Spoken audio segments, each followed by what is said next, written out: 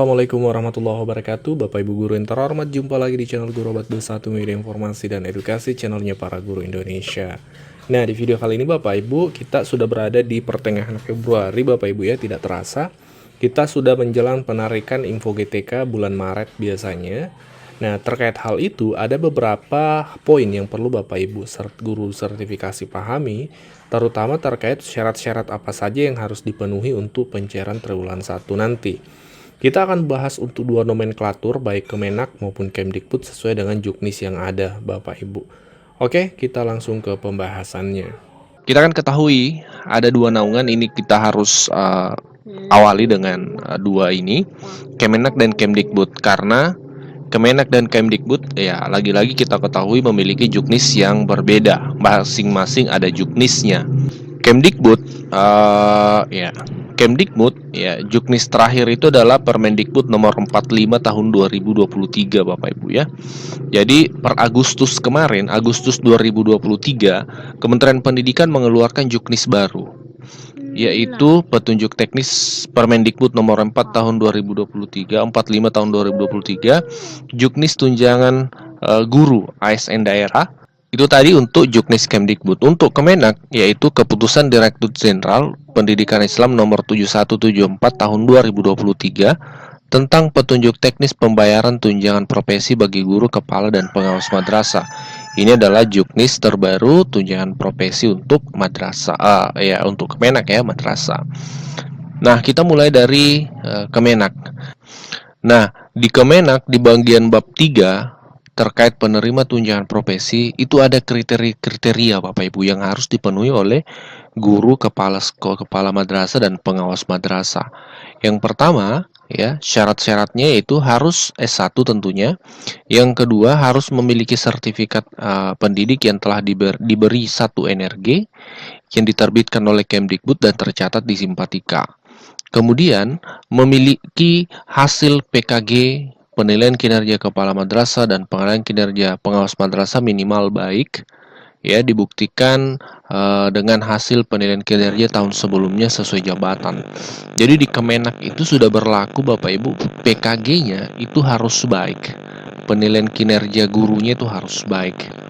Kemudian yang keempat, pengembangan diri guru, kepala, dan pengawas madrasah dibuktikan dengan keikutsertaan di berbagai kegiatan pengembangan kompetensi melalui pelatihan, seminar, workshop, baik daring maupun luring yang setara dengan minimal 20 JP. Dibuktikan dengan sertifikat keikutsertaan. Nah, ini adalah persyaratan baru yang harus diketahui oleh seluruh guru, kepala sekolah, kepala madrasah, dan pengawas madrasah bahwa pertama PKG-nya harus baik, yang kedua harus ada sertifikat pelatihan workshop atau webinar minimal 20 JP yang menjadi persyaratan untuk pencairan tunjangan profesi guru di tahun 2025. Kenapa kemudian 2025?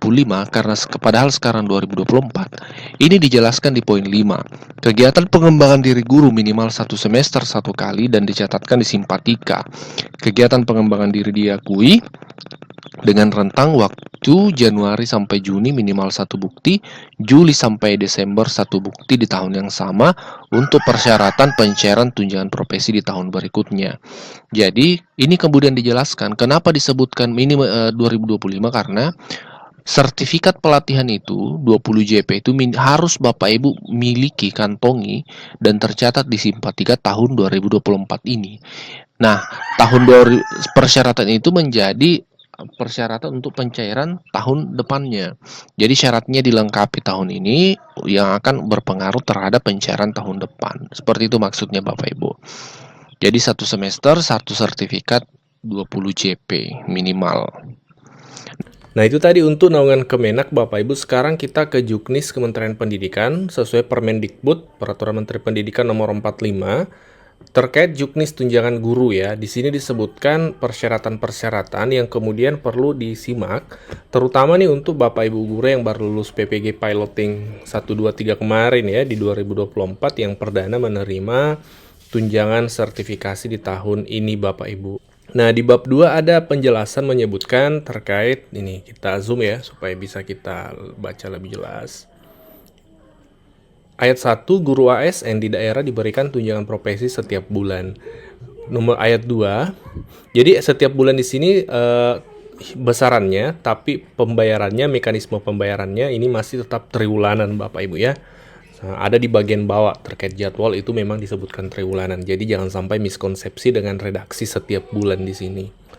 Ayat 2 disebutkan, guru ASN di daerah yang menerima tunjangan profesi harus memenuhi persyaratan sebagai berikut. 1. Memiliki sertifikat pendidik.